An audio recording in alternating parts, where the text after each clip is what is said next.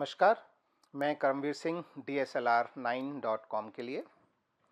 और इस वीडियो में हम बात करेंगे रूल ऑफ थर्ड क्या है। फोटोग्राफी में और सिनेमेटोग्राफी में एक रूल यूज़ किया जाता है नॉर्मली, जिसे हम रूल ऑफ थर्ड बोलते हैं, यानी तीसरे का रूल। थर्ड मतलब तीसरा। तो रूल ऑफ थर्ड क्या है? आप कोई भी एक, मान लीजिए आप एक फ़ोटो खींच रहे हैं, ओके। उस फोटो में अगर आप ऐसा माने कि उस फोटो में दो आपने लाइनें बीच में ऐसे खींची हैं जो कि आपके फोटो को 3 बराबर भाग में बांटती है, और उसी तरह से आप दो लाइनें ऐसे खींचें जो आपके फोटो को 3 बराबर भाग में ऐसे बांटती हैं। तो ये लाइन बन गई है और आपकी फोटो जो है वो 9 हिस्सों में बन गई है।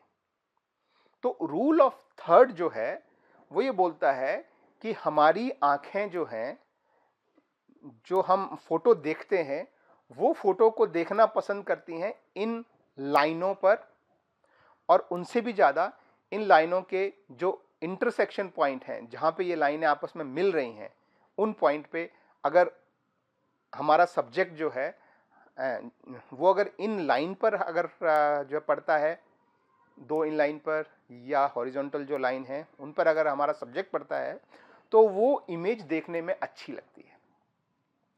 जैसे कि एक एग्जांपल हम लें, ये फ़ोटो जो है वो सेंटर में है, इसकी बजाय अगर यही फ़ोटो जो है वो साइड में आती है तो ज़्यादा सुंदर लगती है, हमारी आंखें ज़्यादा उसे पसंद करती हैं। ऐसे ही आप एग्जांपल लीजिए कि आपने एक फ़ोटो खींचा है और जो जो होराइज़न है वो सेंटर में रखा है, यानी आप ज़मीन का जो है हिस्सा वो आधा कवर कर रहे हैं और आसमान का हिस्सा आधा कवर कर रहे हैं। वो इतना सुंदर नहीं लगता है। तो या तो आप उसे नीचे की लाइन पे आप अपना होराइज़न रखें या ऊपर की लाइन पे अपना होराइज़न रखें, दोनों में से जो भी आपको जो पसंद आए उस पे रखें। नीचे कब रखें, ऊपर कब रखें? अगर आपको लगता है कि आसमान में ज़्यादा सुंदरता है, आप सी बीच पर हैं, आप कहीं ऐसी जगह जो है फ़ोटो खींच रहे हैं, इतने सुंदर आपको बादल दिख रहे हैं, उनमें कोई रंग नज़र आ रहे हैं, तो अगर आसमान की तरफ आपका ज़्यादा फोकस है तो आप होराइज़न जो है वो नीचे की लाइन पे रखें। अगर ज़मीन पे ज़्यादा सुंदरता है, आसमान आपको जो है सिंपल सा ब्लू अगर नज़र आ रहा है, तो आप होराइज़न को जो है ऊपर की एज पे रखें। तो इन 4 लाइन में अगर आप अपने सब्जेक्ट को रखते हैं तो हमारी आंखों को वो ज़्यादा सुंदर लगता है। जैसे मान लीजिए कि अगर आप किसी के चेहरे का फ़ोटो खींच रहे हैं तो आप क्या करेंगे? बिल्कुल पास से अगर आप फ़ोटो खींच रहे हैं तो उस केसेस में जो है वो पर्सन की एक आंख जो है वो एक जो आपकी वर्टिकल लाइन है और एक आपके ऊपर वाली हॉरिजॉन्टल लाइन है, उसकी एज पे पड़नी चाहिए। उससे क्या होता है कि हमारा फोकस सीधा जो है पर्सन की आइज पे जाता है, और जब भी हम पोर्ट्रेट खींचते हैं या कुछ खींचते हैं तो फोकस हमेशा आइज पे रहता है।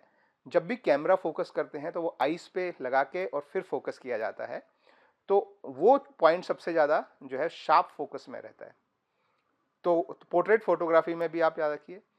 एक और चीज़, जब आप किसी पर्सन का फ़ोटो खींच रहे हैं, जैसे मानिए ये एक फ़ोटो है, इसमें अगर जो पर्सन इस लाइन पे खड़ा है तो वो पर्सन हमेशा फ़ोटो के अंदर देखे, यानी अगर स्क्रीन में इधर खड़ा है तो इस तरफ को देखे ताकि लगे कि स्क्रीन के अंदर जो है वो है। अगर वो स्क्रीन के इस एज पे है और इस तरफ खाली जगह है तो person should see this side, वो इस तरफ को देखे तो फोटो के अंदर जो है पर्सन की नज़र रहे। तो ये थोड़े से सिंपल से रूल हैं जो कि फोटोग्राफी में यूज़ होते हैं फोटोग्राफ को सुंदर दिखाने में। तो इसे हम बोलते हैं रूल ऑफ थर्ड, यानी दो आपने वर्टिकल लाइन खींची है, दो हॉरिजॉन्टल लाइन खींची है। आप कोशिश कीजिए कि आपका जो मेन सब्जेक्ट है वो इन लाइन पे या उससे भी ज़्यादा अगर इंटरसेक्शन ऑफ लाइन पे पड़ता है, जहाँ पे लाइन एक दूसरे को काट रही हैं, तो आपका फ़ोटो ज़्यादा सुंदर लगेगा।